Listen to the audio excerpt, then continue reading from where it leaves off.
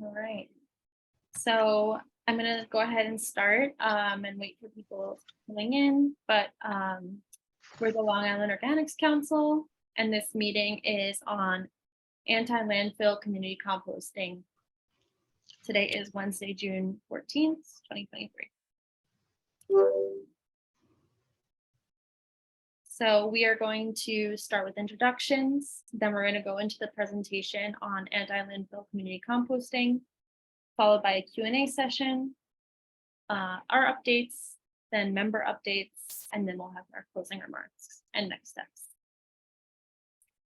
So in the meantime, everyone can introduce themselves in the chat, say your name, your location, maybe what you do for work, or anything else you'd like to share about your interest in organics, composting, etc.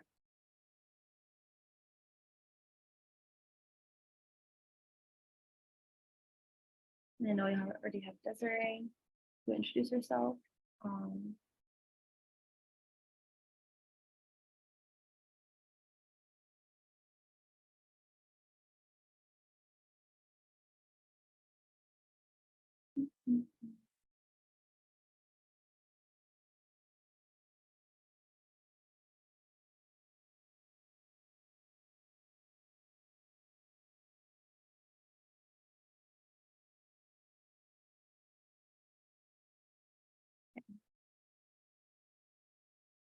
So I will go ahead and introduce ourselves. So we are the Long Island Organics Council Steering Committee.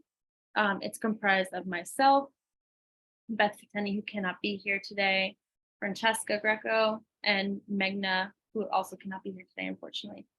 I'm the co-director of the Long Island Organics Council. Some of you may already know me. If you don't, my name is Judy Greco. And I'm very happy to be here, very happy to be leading this meeting and talking about regenerative practices via composting on Long Island. So thank you, everyone. Francesca? Hi, everyone. I'm Francesca Greco. I'm one of the steering committee members, and I am located in Huntington, New York. And my interests are mostly in sustainability as a whole, but also local politics, regenerative practices, and composting. Great. Thank you. So our mission as the Long Island Organics Council is to build a strong network from across Long Island committed to the sustainable management of non-edible organic materials through all scales of composting, anaerobic digestion, and the beneficial use of compost as a whole. So we can get into it now. Our speakers today are Monique Fitzgerald, Lynne Maher, Christina Johnson, and they are part of the Anti-Landfill Community Composting. The Anti-Landfill Community Composting is a direct action initiative, which is a part of BLARG, or Brookhaven Landfill Action and Remediation Group, efforts to close down, clean up, and hold polluters and government accountable for the harms they created with the Brookhaven landfill. With this initiative, BLARG is taking a lead on environmental justice and zero waste. They are diverting the food waste from the Brookhaven landfill and doing it in a way that is beneficial for the environment and individuals living in it by composting and allowing the crops to flourish from the soil they create. Their program is welcoming community vibrancy, community engagement, pollution mitigation, waste reduction, improved soil, climate protection, and applied learning. All of this is occurring at the community garden called Chris Hobson and Bill Neal Community Garden, located at 604 Macdonald Avenue in Bellport. Welcome, Monique, Lynne, and Christina. Thank you so much for presenting today. So I will stop sharing. And Christina, you can take it away. Oh, I think you're muted, sorry. Yeah, okay, perfect. Thank you so much. So I am going to start sharing my screen.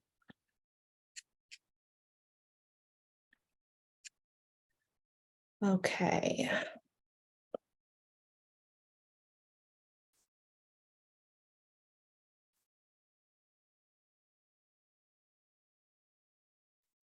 Okay, so before we get started, everyone can see my screen, correct? We're good? Okay. Yep. All right, perfect. All right, so before we get started, we just wanted to thank you, ALCC, for having us on your meeting and having interest in our program and allowing us to come on and explain everything about it. So thank you again, and we look forward to doing so much more with you. All right, so let's get started. So we are the Anti-Landfill Community Composting Group. And today we will be talking about how we got started, why we got started. I'm sorry, how we got started, why we compost, how we compost, our mission, and at the end, we will take any questions. And I am going to pass it to Mo, and she's going to get started on how we got started. Take it away, Mo. Thank you, Christina, for that great introduction and getting us in a great place for this presentation. So first, like Christina said, my name is Monique Fitzgerald. My pronouns are she and her. I am zooming in from the unceded territory of the Unkeechug Nation. And we are going to talk about just how like the idea came about and the way in which we got there, right? So we started the Brookhaven Landfill Action and Remediation Group back in 2020 after the murder of George Floyd. We became activated in the community, mobilizing folks to protest the inhumane treatment of Black people. And we wanted to ensure that we did something that was local, that would bring folks out on issues that were in our own community and ways in which that we need to protect Black lives and the lives of Indigenous Latinx folks here in our community. So one of those issues was the landfill. The landfill is a 270-foot monster that has been plaguing the North Bellport community disproportionately to the other communities for 50 years. So our mission was to formalize this group, a working group, to ensure that the landfill was closed down, cleaned up, and that we held all those responsible accountable to the community most harmed. And so we formulated this working group, and one of the things that we decided early on was that we had to be an action group, right? Not just a group that meets and talks and discusses the issues, but also a group that worked vigorously to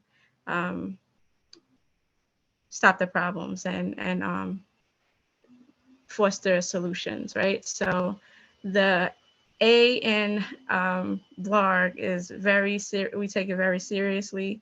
And the best thing, or one of the things that we started was this ALCC, the Anti-Landfill Community Composting Program. And basically what that was how it came about was to answer two questions. What's in our waste, right? And how do we achieve zero waste? So we wanted to answer these questions because one, we believe that if we knew what was in our waste, we could figure out what to do with it, right? And two, to achieve zero waste means that, yeah, we want our landfill closed or this landfill closed, but we don't want to ship our waste to someone else's community that most likely looks just like ours. So we don't want to transfer the burden to someone else. We want to make sure that we brought down that the waste so that we didn't add to the problem to someone else. So we started the ALCC back in 2021. It started off as a 90-day pilot initiative.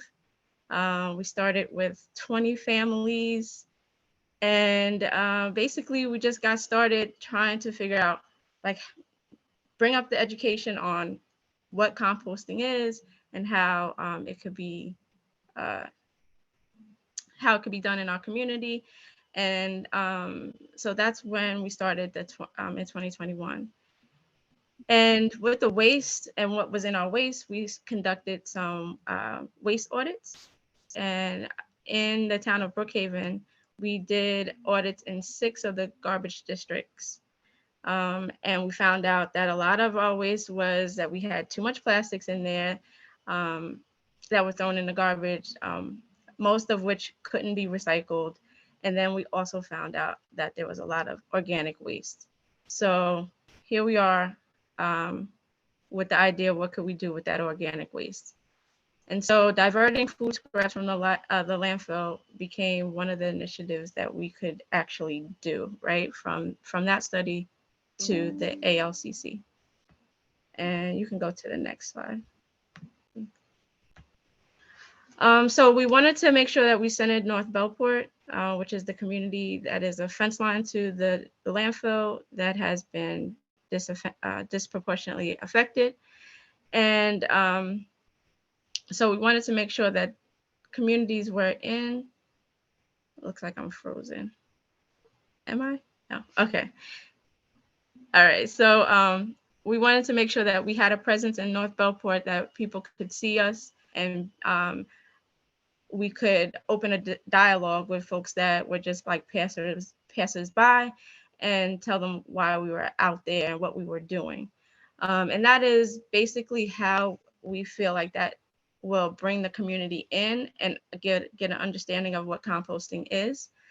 But I know one of the questions that was brought to us was, how do we get more people from communities like North Bellport to compost?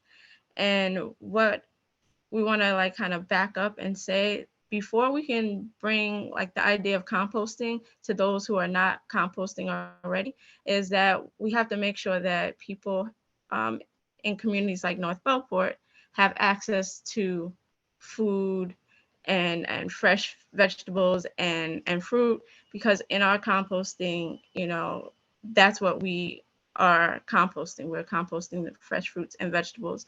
And so if folks don't have access to that, how are they going to participate, right? So there's this need to make sure that all of the levels of harm that people in North Bellport are facing, we take into account. And so that's one of the things that we do to bring the awareness and to work on ways that we can bring access to fresh food to the people in North Bellport. And we have to make sure that composting is something that people do sometimes with their access time, right? And if you are living in a disadvantaged community, you don't have that access time, right? You don't have extra time to just devote to learning about composting and composting. Sometimes folks are working 2 or 3 jobs.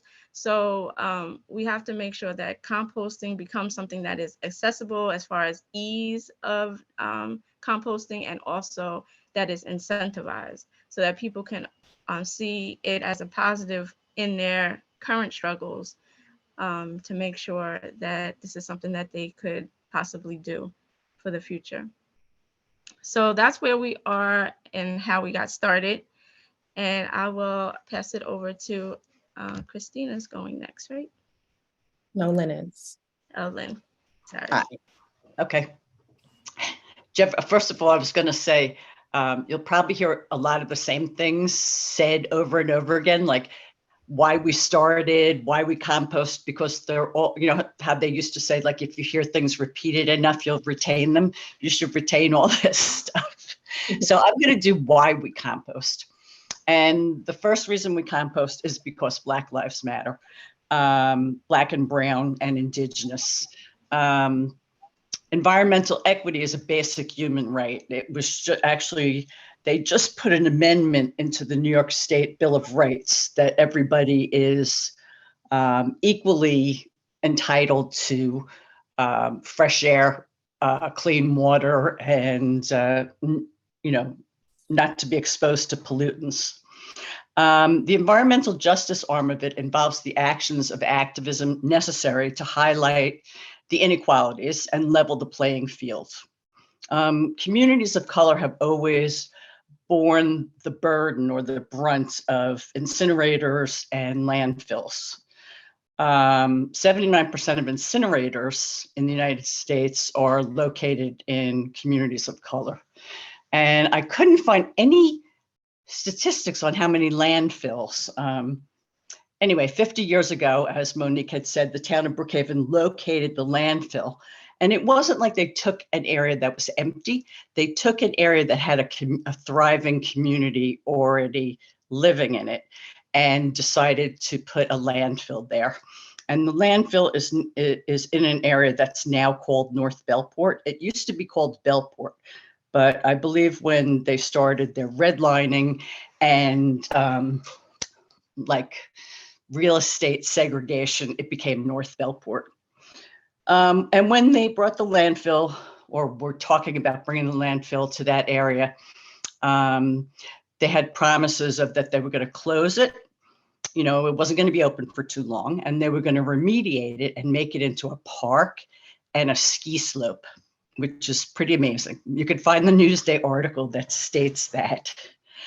The environmental justice that's done to this fence line community is both cumulative. You know, DEC will test the air quality, but it doesn't test what that bad air quality, what effect it has on someone over years and years and years. And it's also the effect on the people is multifactorial.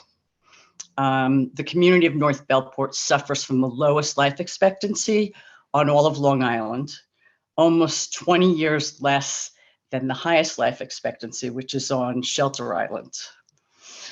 And they also have the highest rate of emergency room admissions for asthma to be treated. So, you know, those are pretty indicative of not a healthy environment.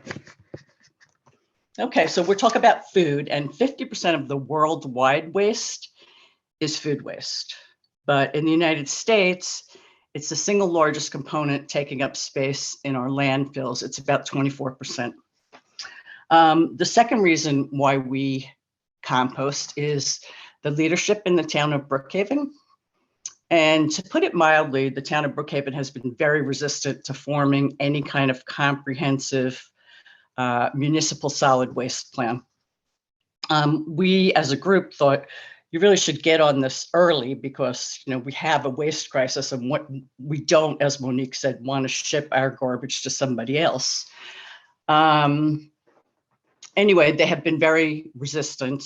They have been, when we ask them, write them letters, whatever, about the plan, they said, oh, that's the DEC's responsibility. And the DEC would say, oh, that's the town's responsibility.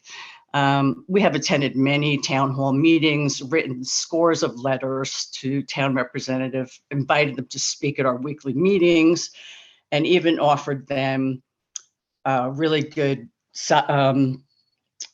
zero waste plans. And, you know, a lot of people say zero waste, how do you do that? There's an organization called the Global Alliance for Incinerator Alternatives, which is Gaia. And their website is noburn.org. And they have a beautifully laid out zero waste plan. And the town didn't want to hear about it. So dealing with our politicians was getting us nowhere. So we took it upon ourselves to begin steps towards zero waste. And this is a little repetitive with Monique, but we did the waste assessments, and that's one of the first things that they advise doing so that you can look at what's in your household waste streams. And we were just trash ninjas. We went out at night and we took people's garbage bags, which everybody's like, oh my God, and we dumped them out onto tarps. And we divided it up into. Look at this cat. What cat? I'm so sorry. This is Cat. I unmuted by accident. My cat just jumped up on my computer. Sorry. That's okay. Anyway, we basically, one of the things that you find out by a waste assessment is how much are the people, how much do they know Like, are they throwing out like recyclable plastics? Are they throwing out a lot of food? Are they mixing everything together? And we found out a lot of things. We found out that people in the town of Brookhaven in different garbage districts need more education. They need, like, a lot of people don't know what numbers get recycled. And now, of course, the plastics industry is producing a lot of numbers that are not recyclable. And people are just, they don't know what to do. So as it gets updated, people need education. Let's see. The compost pilot program was our second thing to do, and basically to demonstrate to the town that a small group of people with a small sampling could find out how much food waste has been kept out of the food stream. And if you think with 20 families, how much you keep out, you think if everybody was involved in this, how much could you keep out? And any amount of waste kept out of the incinerator is great. And we basically get all the ash at Brookhaven from everything that's burned on the island. And when it's on a larger scale, there'll be less diesel truck traffic, which is another great thing. The third reason that we compost is to sequester carbon in the soil. And I'm sure you guys all know about this, but organically amending the soil by adding compost helps support microbe growth, which through photosynthesis retains CO2 in the soil, and thereby offsetting CO2 emissions. Okay, the IIE is invite. So through community inreach, and as Monique said, just working in the garden, people stop by, ask questions. North Bellport is a very small community where basically everybody knows everybody else, and this is their space. So it had been a little fallow for a while as a community garden because the person who started it had been in a very bad car accident. So this has really revitalized it, and a lot of people are excited about the fact that it's revitalized. We involve people through canvassing and speaking with people. We offered all our members. I'm sorry. Don't worry. We offered all our members. Give me one moment. I'm so sorry. Free buckets, free compost buckets, which is great. And we also give them education on composting. And we're realizing that we really need to start with the kids. Because like Monique said, a lot of the adults are working multiple jobs. And if we could get the kids involved in the garden and involved in composting and involved in environmental justice, it would be a great thing.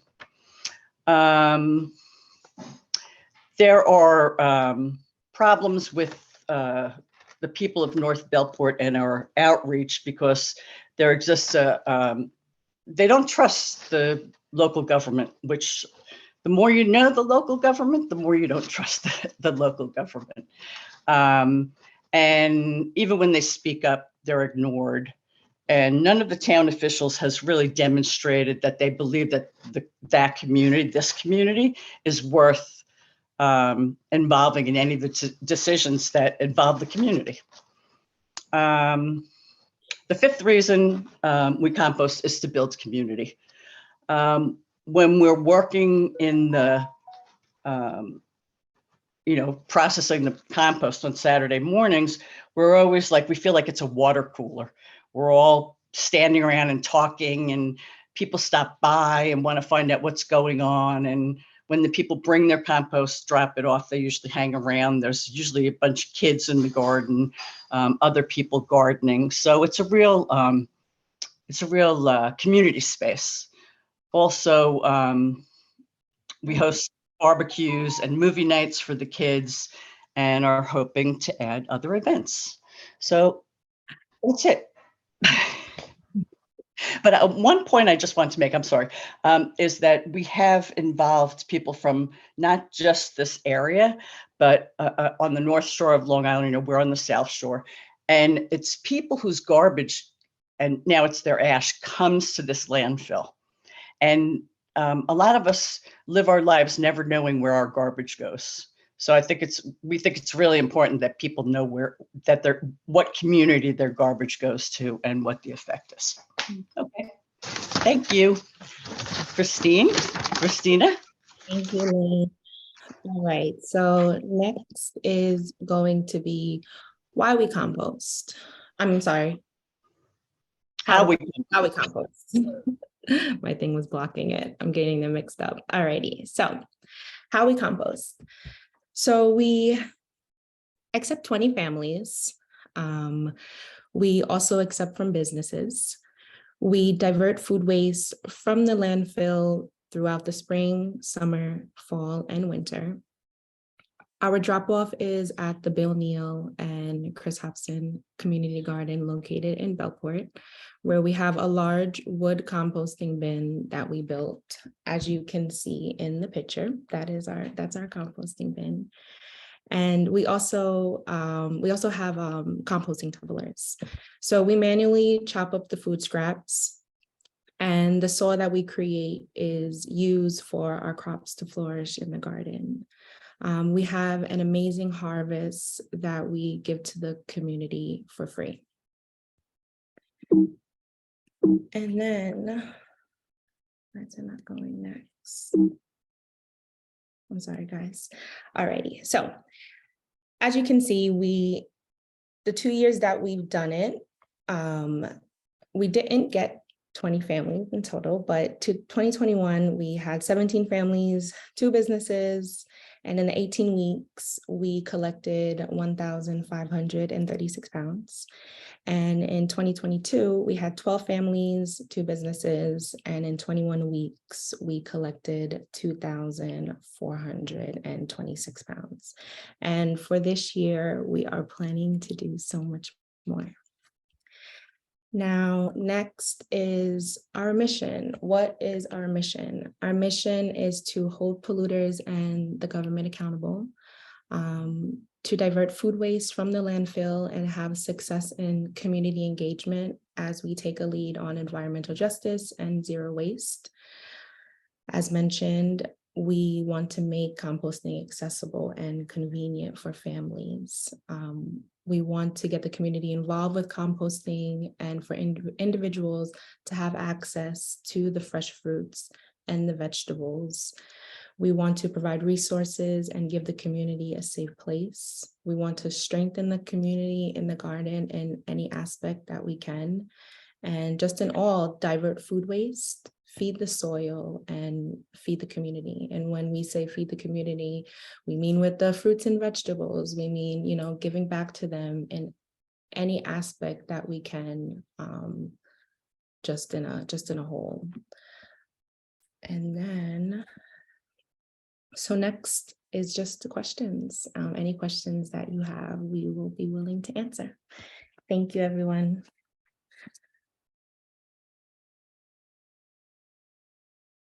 Thank you so much, Christina, Monique, and Lynn. That was amazing. I don't know if anyone has any questions, but if not, I have some.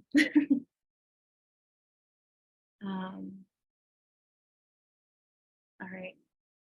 My first question is, what are the biggest challenges you face in getting people in the community to compost?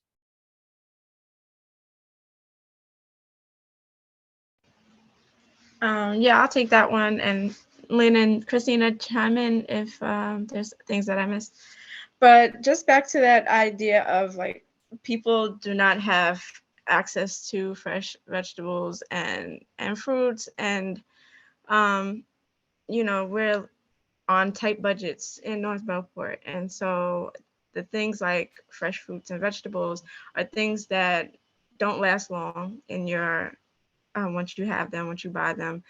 And so it's not a lot of times the things that you will reach for first, especially when those things in the grocery store are sometimes the most expensive, right? Sometimes it's very expensive to buy a salad, right? And also, So that is one aspect. So we have to make sure that everyone has access to the foods that are nutritious and are easily able to be composted.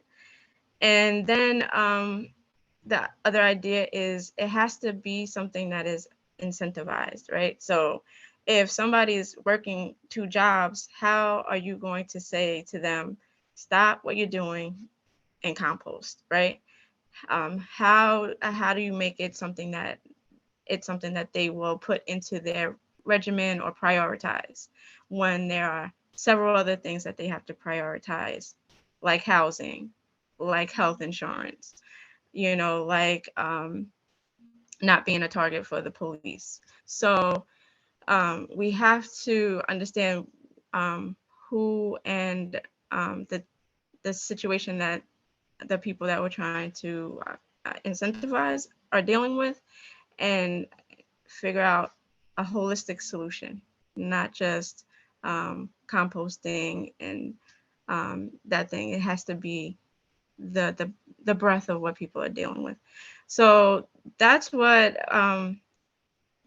the 2 things that I think are most important.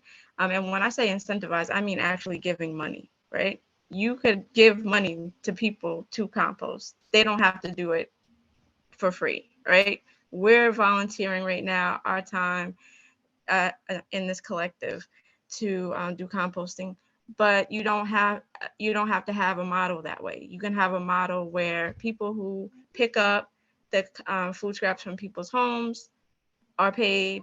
You can have a place where when someone drops off their food scraps, that they can get a rebate or some kind of cash incentive to do that. So these are the things that need to be uplifted and really given resources for.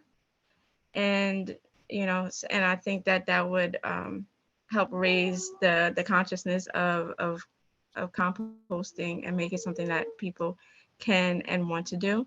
And then once you see your neighbors doing it, then you can catch on. But until that time, it definitely, and always, it just needs to be incentivized in a capitalist society, right? We deal with money here. And if it was different, then I would say a different thing. Absolutely.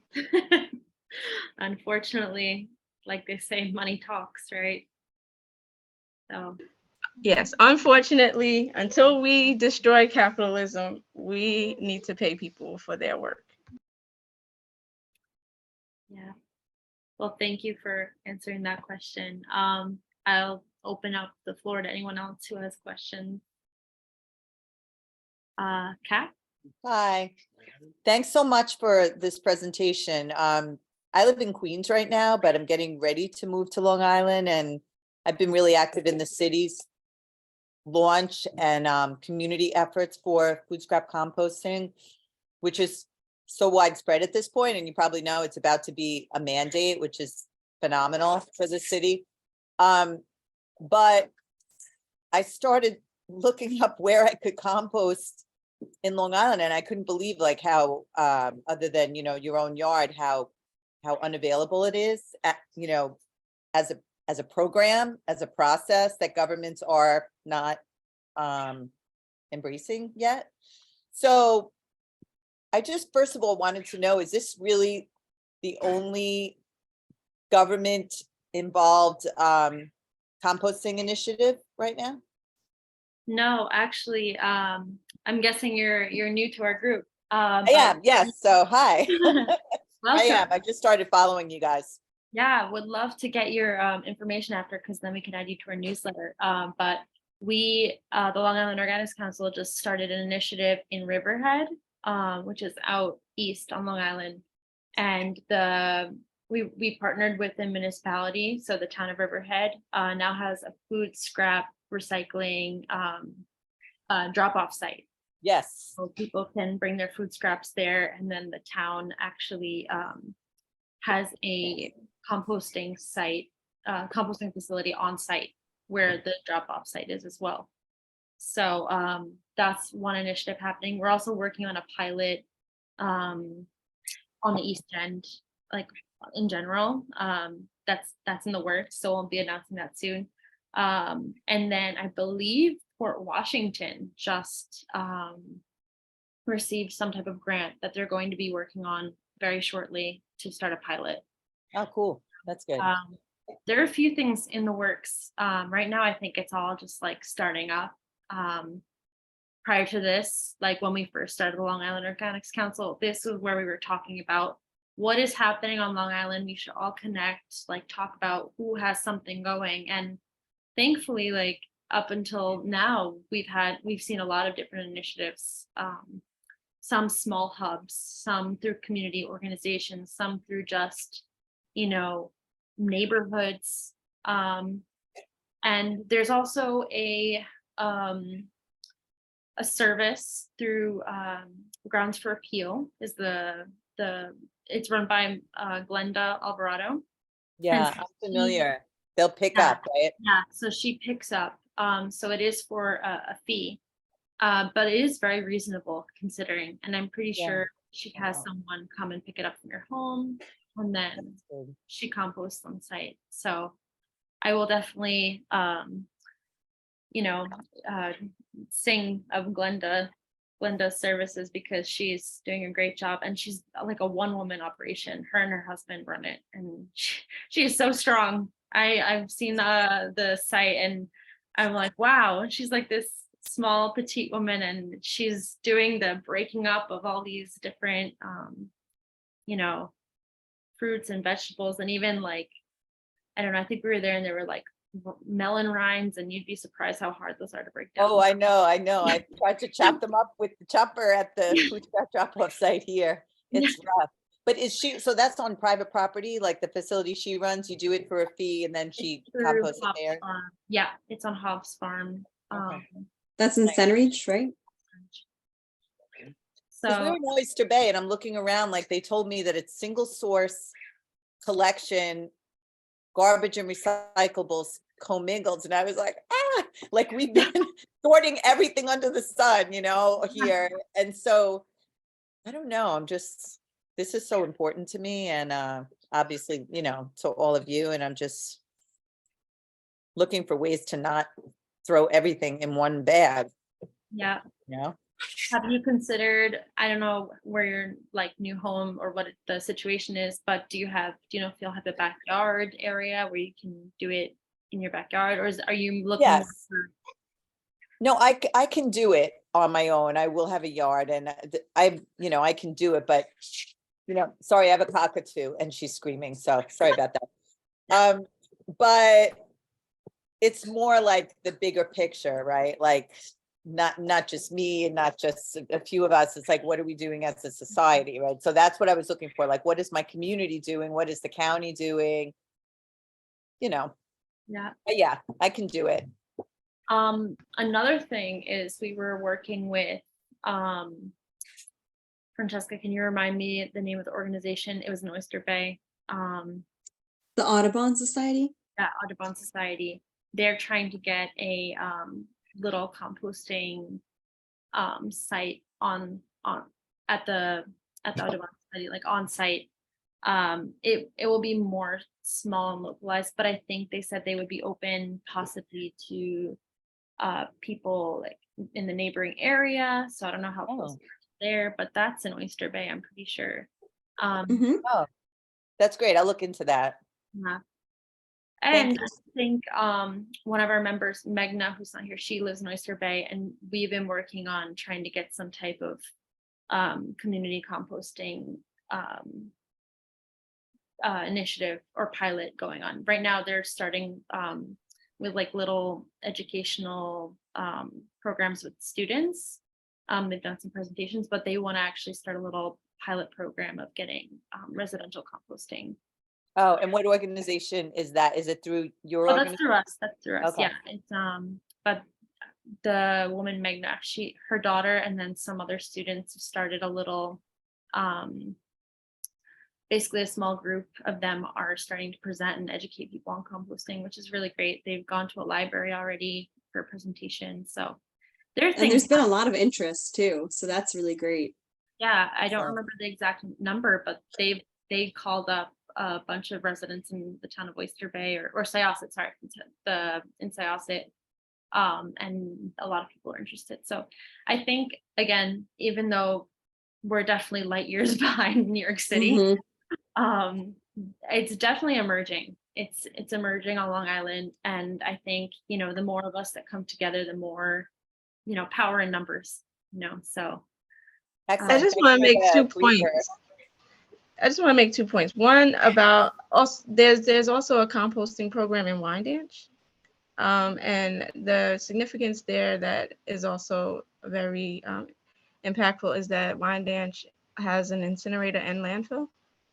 It's called the Babylon Covanta site, but it's literally on the back step of or the doorstep of Wyandanch, which is a community of Black, Indigenous, and Latinx folks. And they have, I know Lynn talked about the asthma rates in Bellport, but the asthma rate in Wyandanch is the highest in the county, and we're second to them.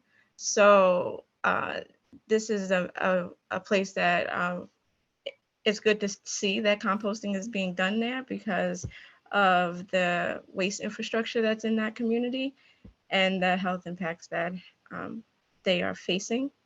And then the other thing, I do think that like community composting, backyard composting are all great things that we need to uplift and really strengthen and support.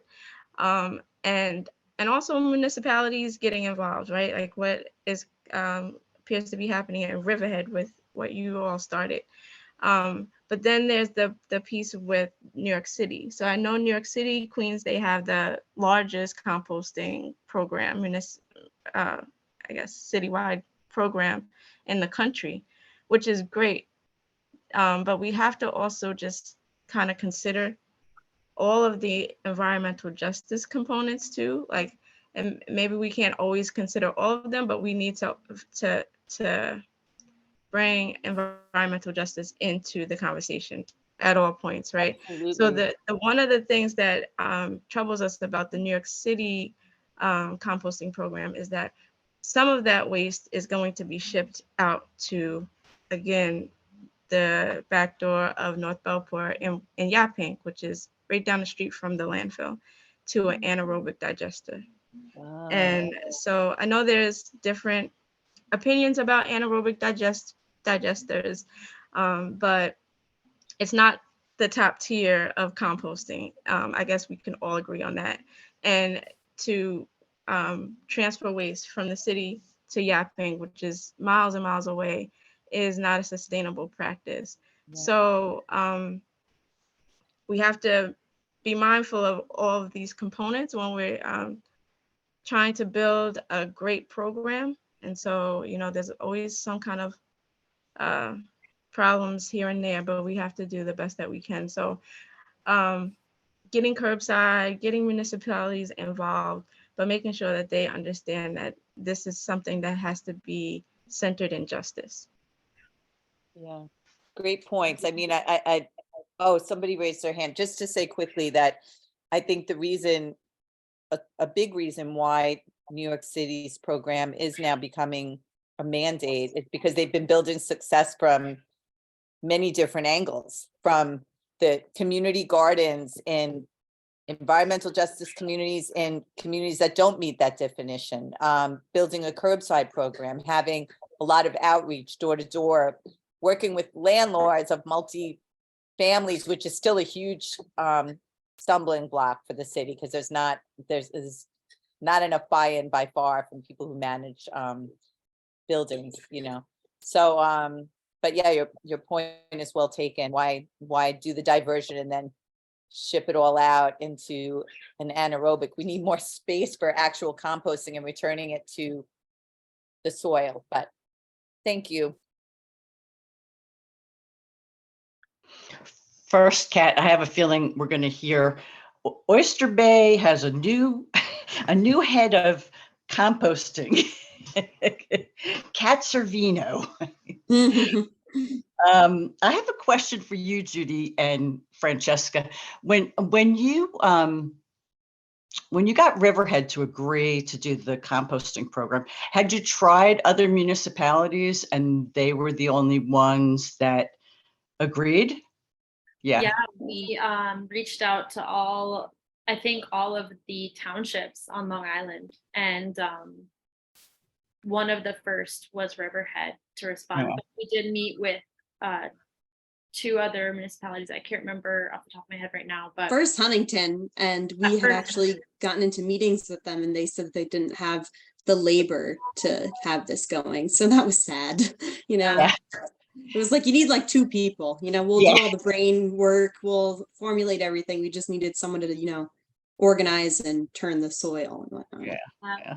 And they also mentioned not having, I think, the place to do it or the space to do it, unfortunately, which is like the benefit of that the East End has is they have all the farms, you know, and land, but mid-island, you know, and going more west, there's a lot less space for this type of initiative, unfortunately. But I don't know, I'm hopeful that, you know, people can make do with the land they have or find some type of way to make it feasible, just because of how important it is. And one thing with Riverhead, which I'm really happy that they ended up doing after many long deliberations of where does this go, what will happen to it afterwards, you know, we had, I don't even know how many meetings to Too many.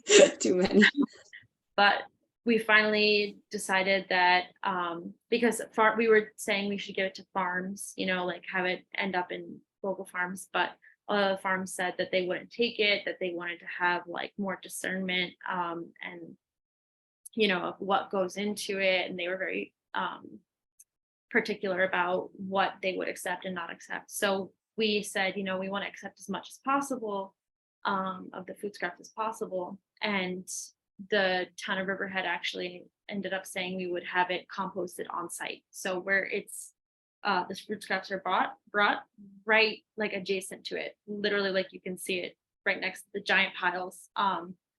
That's originally for the yard waste, and that's going to be converted into a food waste composting site as well. So and it makes so much sense, yeah, because they have it right with the yard clippings, right with so they have the browns and the greens required for composting. So hopefully other townships can do that, because I know many are already collecting yard waste and stuff. So that's a thing, is the big thing that governments can do, local governments, is convert their yard waste facilities into composting, food scrap composting facilities, because one, it makes sense.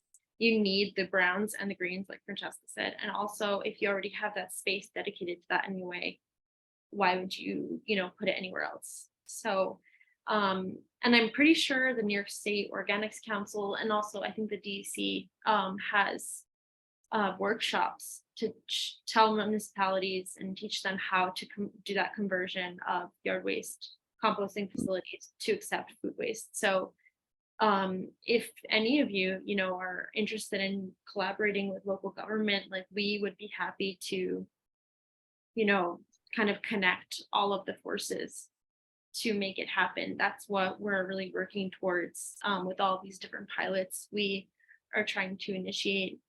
So it's definitely important to keep things local. I agree with Monique, you know, instead of shipping off food waste to the next community that is, you know, underserved and disadvantaged, you know, keep it local, keep your nutrients local, you know.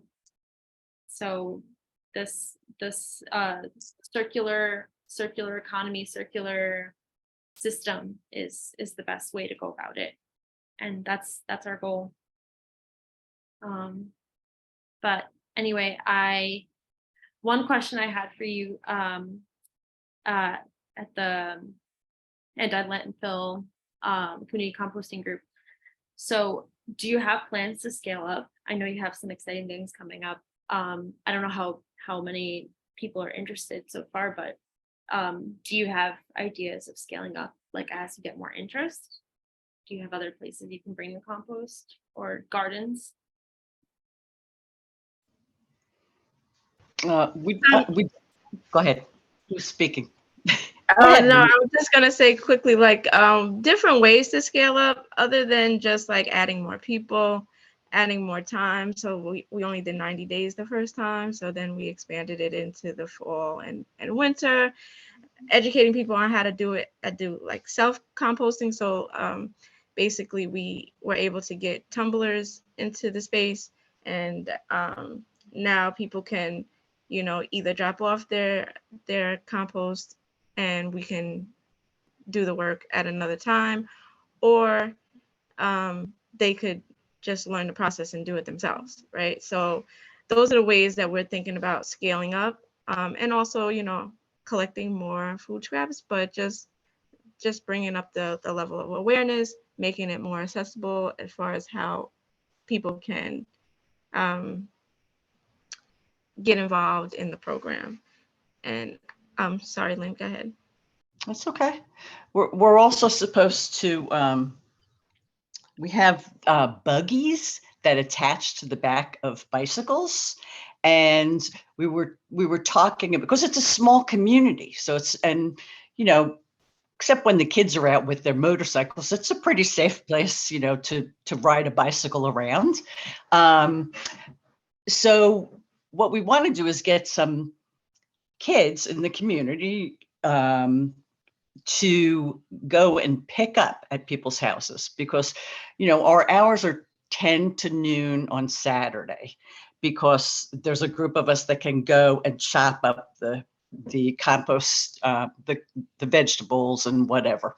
But we thought that if we got these buggies and made signs for the buggies, that like I'm picking up for the, you know, for the community garden, picking up waste scraps, and giving out more buckets to increase people's interest, and also having community things, I think, helps. Like they have movies for the kids, which will bring kids, and then maybe their parents will get interested. A lot of times you have to start from the little ones so that they go home and they're like, Mom, Dad, they grew these great tomatoes, or whatever. But those are things that we don't have a place to get bigger, to compost bigger, because the garden itself is not that big. It's a corner lot. There is a lot across the street, and there was some interest from Kara Hahn. What's her position? Monique, do you know? There you go. She's a county legislator. Oh, there you go. Okay, so she's very interested in composting and community gardens, and she wants to. What did she do? She wrote something about abandoned orphan lots that we could use for community gardens or composting sites. And one of the things with our community garden was everybody thought the compost was going to stink. You know, they were like, oh, it's going to smell, it's going to get rats, it's going to get, and it doesn't stink at all. You know, maybe when we first put the stuff in there, it might stink, but once we're finished processing it, it does not stink. So that's another way to get more people involved. And, you know, it's hard in a community where they've been ignored for so long to get them excited about something like this. You know, I'm excited about compost, but, you know, people used to listen to me till I started going to the town of Brookhaven, and now they don't listen to me anymore. But did you go to the town of Brookhaven? The municipality of Brookhaven? I think we did, right? I did, yeah. I went with personally Tals. They're taking a lead on zero waste, and it was not a very productive meeting.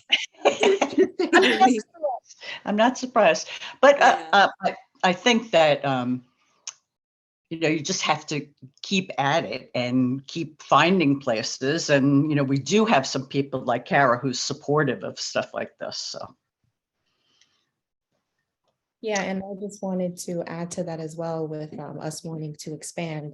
You guys mentioned about having events and doing things and getting the community involved, being seen, because our community, everybody knows everybody. And it's like, you know, it's like a family. And when you got to really build trust. You got to build trust with people, build that relationship with people. And that is one of our main things for the community, is just building, you know, like I mentioned before, giving them a safe place, having us know us, and the buggies will help going out, being seen. And yeah, I think doing more of that. And we do want to expand. And as Lynn said, our space is not big. So even if we do get more people involved, we have to get a bigger location, you know, more people involved as well to help, because only 3 people, it's a lot, you know?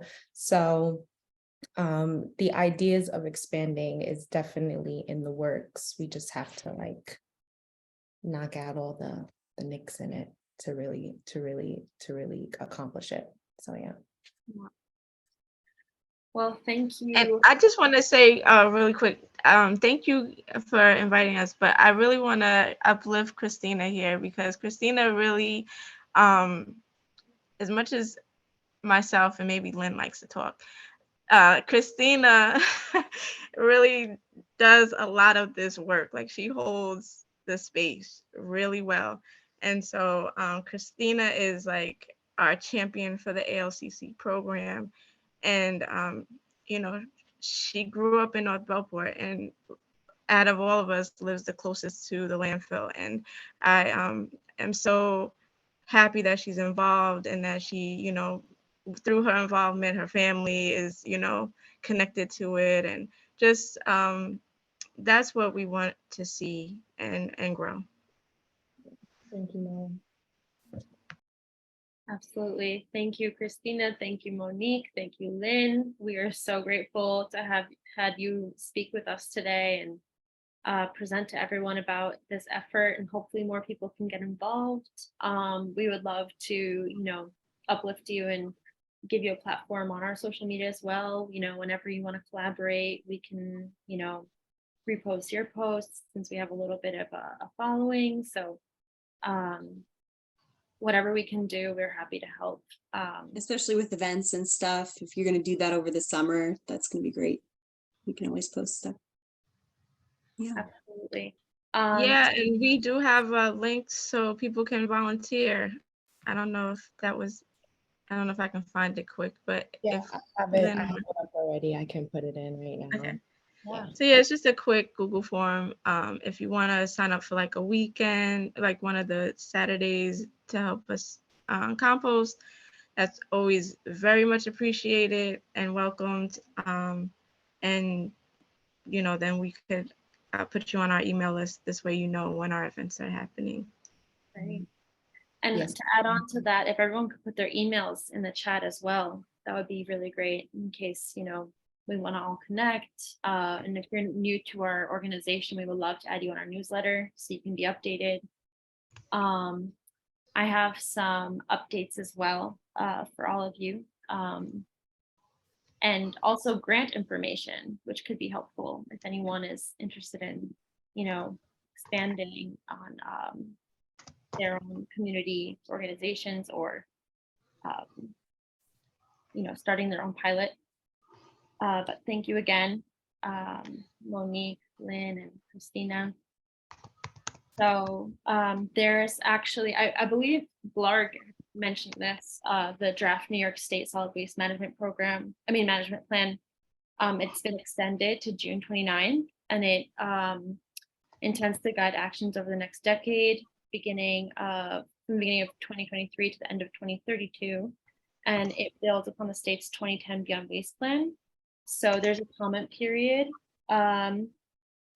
currently until June 29th, and any comments can be submitted by email to the New York State and NYS Solid Waste Plan at dec.ny.gov. And Francesca will put all of this in the chat as well.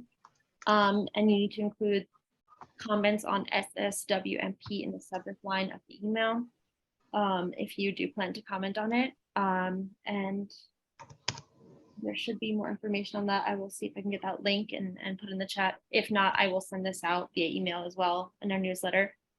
Also, as mentioned, New York City has some initiatives that have been launched.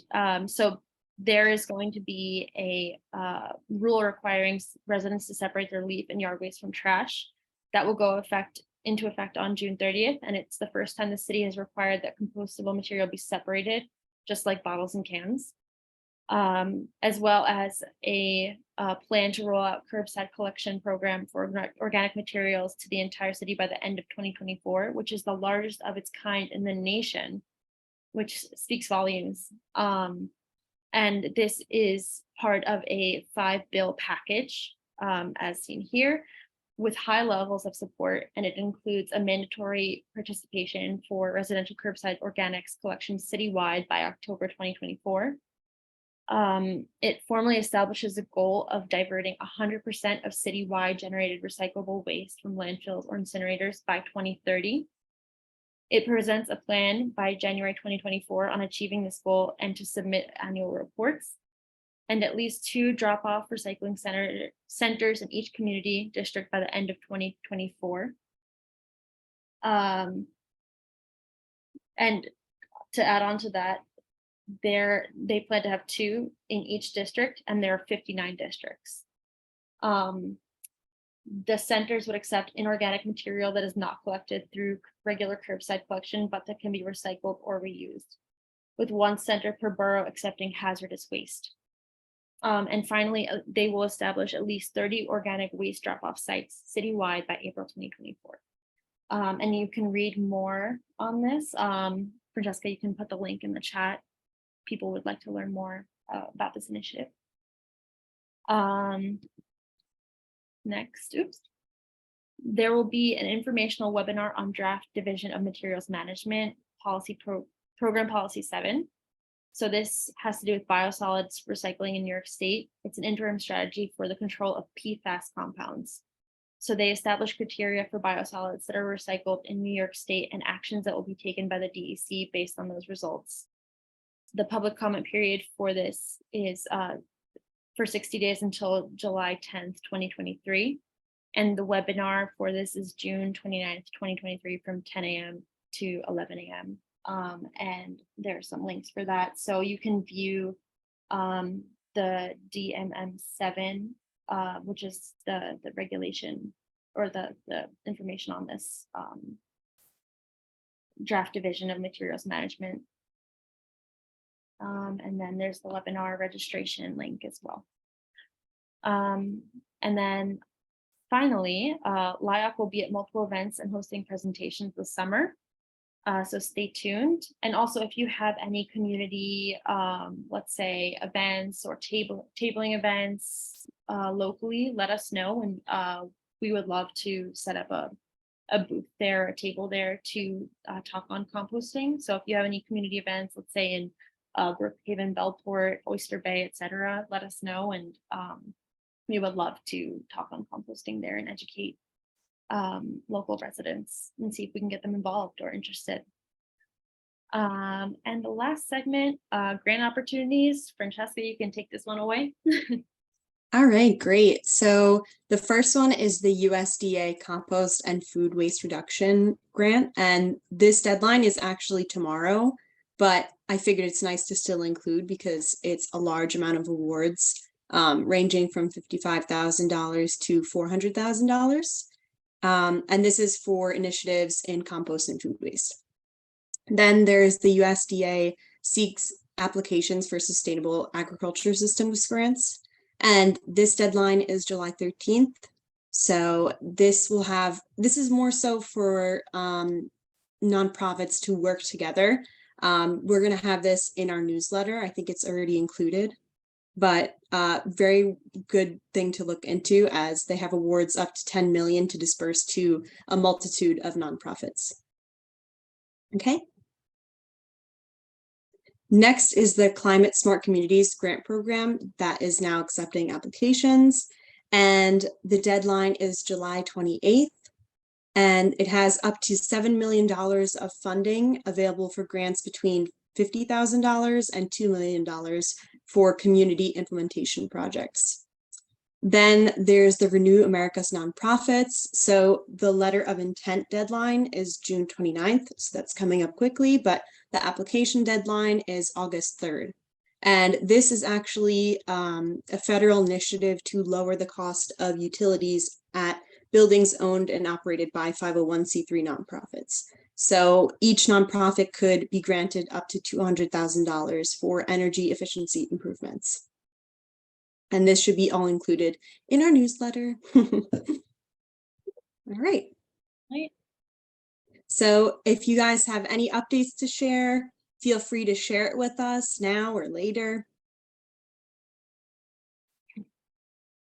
All right. And If not, we had a little chatter. And otherwise, feel free to volunteer with us. If you're interested in volunteering at our upcoming tabling events, please let us know. We'll be on Instagram, Facebook, Twitter, and LinkedIn. And we also need some new members for our steering committee to help us plan for future meetings, help us on our social media presence, and so forth. And please email us at liorganicscouncil@gmail.com if you'd like to be a part of our team. All right. Great. Thank you everyone for joining us, and our next meeting will be in August. Thank you everyone, and thank you so much from the Anti-Landfill Community Composting for joining us and presenting today. We are so happy to have had you and looking forward to talk soon. Yes, thank you again. Bye, everyone. Thank you. Thank you, Have a good everyone. night. Thank you so much.